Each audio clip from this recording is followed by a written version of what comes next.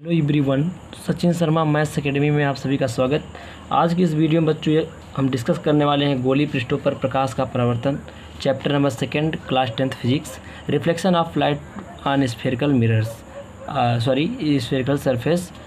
तो देखिए, इसमें हम लोग आज जानेंगे कि एक चीज़ जानेंगे कि रेखीय आवर्धन, जिसको हम लोग बोलते हैं लीनियर मैग्नीफिकेशंस, ठीक ना। रेखीय आवर्धन क्या होता है, ये चीज़ को समझेंगे। ये चीज़ है लीनियर मैग्नीफिकेशन। चलिए समझते हैं। तो देखिएगा, यहाँ पे आपके सामने रेखीय आवर्धन लीनियर मैग्नीफिकेशन, इसको कहते हैं लीनियर मैग्नीफिकेशन, ट्रांसवर्स मैग्नीफिकेशन और लैटरल मैग्नीफिकेशंस, इसके अन्य नाम हैं ये सब। तो ध्यान दीजिए, क्या होती है परिभाषा। गोली दर्पण के मुख्य अक्ष के लंबवत नापी गई प्रतिबिंब की लंबाई, ठीक ना, तथा वस्तु की लंबाई के अनुपात को रेखीय आवर्धन कहते हैं। इसे स्मॉल m से प्रदर्शित करते हैं, ठीक ना। कह रहा है कि गोली दर्पण के मुख्य अक्ष के लंबवत नापी गई प्रतिबिंब की लंबाई तथा वस्तु की लंबाई के अनुपात को रेखीय आवर्धन कहते हैं। तो यहाँ देखिएगा, यदि प्रतिबिंब की लंबाई I तथा वस्तु की लंबाई O हो तो रेखीय आवर्धन m बराबर प्रतिबिंब की लंबाई h डैश, जो कि नई बुक जो आपकी है उसमें प्रतिबिंब की लंबाई को h डैश से प्रदर्शित करता है और वस्तु की लंबाई को s से डिनोट करता है। या ये h डैश की जगह I भी लिख सकते हैं और h की जगह O भी लिख सकते हैं। देखिए, प्रतिबिंब को कहते हैं इमेज, इसलिए प्रतिबिंब की लंबाई को I से, वस्तु को कहते हैं ऑब्जेक्ट, इसलिए वस्तु की लंबाई को O से प्रदर्शित करता है, ठीक। तो देखिए, रेखीय आवर्धन बराबर होता है प्रतिबिंब की लंबाई और वस्तु की लंबाई। तो लेकिन इसका मीनिंग क्या है, उस चीज़ को समझने की कोशिश करिए। मीनिंग होती है कि जैसे मैंने कह दिया कि रेखीय आवर्धन बताता क्या चीज़ है, ये चीज़ समझिए। ये बताता है कि जो प्रतिबिंब की लंबाई है वह वस्तु की लंबाई का कितना गुना है, वो कौन बताता है, रेखीय आवर्धन, ठीक।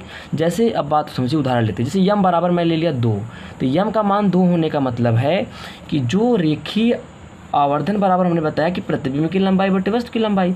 अगर यम का मान 2, इसका मतलब हुआ कि जो प्रतिबिंब की लंबाई है, हाइट ऑफ इमेज है, वह वस्तु की लंबाई हाइट ऑफ ऑब्जेक्ट की कितनी गुनी है, 2 गुनी है। अगर यम का मान 3, इसका मतलब क्या हुआ कि प्रतिबिंब की जो लंबाई है वस्तु की लंबाई की 3 गुनी है। ये चीज़ होता है लीनियर मैग्नीफिकेशन बताता है, ठीक ना। एक बार फिर से रिपीट कर रहा हूँ, सुनिए। रेखीय आवर्धन जो होता है वह हमें ये बताता है कि प्रतिबिंब की जो लंबाई होती है वो वस्तु की लंबाई की कितनी गुनी है।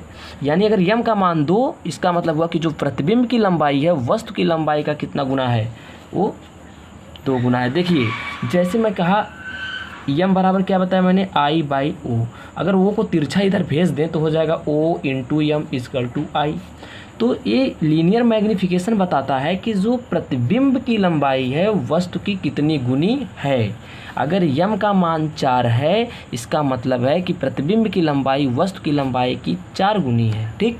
चलिए, चिन्ह परिपाटी के अनुसार क्या होता है, मुख्य अक्ष के ऊपर की लंबाई धनात्मक तथा नीचे की लंबाई ऋणात्मक ली जाती है।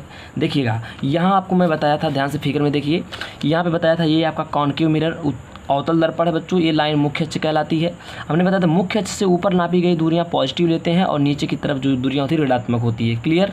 अब वही यहाँ पे कह रहा है, अतः सीधे प्रतिबिंबों के लिए आवर्धन क्षमता धनात्मक। हाँ, अगर कोई भी आपका इमेज यानी कि प्रतिबिंब अगर इरेक्ट बनता है, सीधा बनता है, उसके लिए लीनियर मैग्नीफिकेशन जो होता है, रैखिक आवर्धन क्षमता जो होती है बच्चों, कैसा उसका मान लेते हैं, प्लस में लेते हैं। और उल्टा प्रतिबिंब अगर बन रहा है उसके लिए आवर्धन क्षमता ऋणात्मक ली जाती है, यम का मान ऋणात्मक होता है। अगर इमेज आपकी इन्वर्टेड है, उल्टी इमेज बन रही है, उसके लिए जो यम की वैल्यू होती है वो कैसी होती है, नेगेटिव लेते हैं। तो सीधे प्रतिबिंबों के लिए यम का मान धनात्मक और उल्टे प्रतिबिंबों के लिए जो आवर्धन क्षमता यानी यम का मान होता है ऋणात्मक लिया जाता है। क्लियर।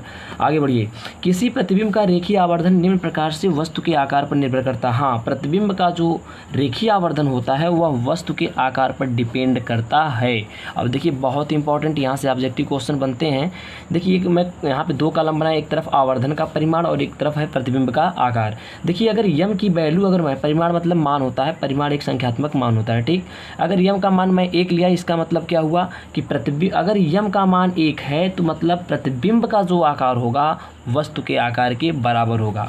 अगर देखिए, अगर ऑब्जेक्ट आपकी समझिए कोई वस्तु है आपकी, अगर ये 2 सेंटीमीटर लंबी है तो इसका जो इमेज बनेगा ना वो भी 2 सेंटीमीटर लंबा ही बनेगा। जितनी लंबी वस्तु उतना लंबा प्रतिबिंब। ये बोलता है कब, जब यम की वैल्यू 1 के बराबर आएगी तो प्रतिबिंब का आकार वस्तु के आकार के क्या होता है, बराबर होता है। ठीक, दूसरा case, m is greater than 1, यानी जब यम का मान 1 से बड़ा तो प्रतिबिंब का आकार वस्तु के आकार से बड़ा होता है। अगर हम न्यूमेरिकल सॉल्व करते हैं, यम की वैल्यू 1 से बड़ी आ जाती है तो वस्तु का आकार जो प्रतिबिंब का आकार होगा वो वस्तु के आकार से बड़ा होगा। यानी अगर वस्तु आपकी 3 सेंटीमीटर की है तो प्रतिबिंब उसका उससे बड़ा, यानी 4 सेंटीमीटर 5 सेंटीमीटर इससे यानी कि बड़ा बनेगा। क्लियर।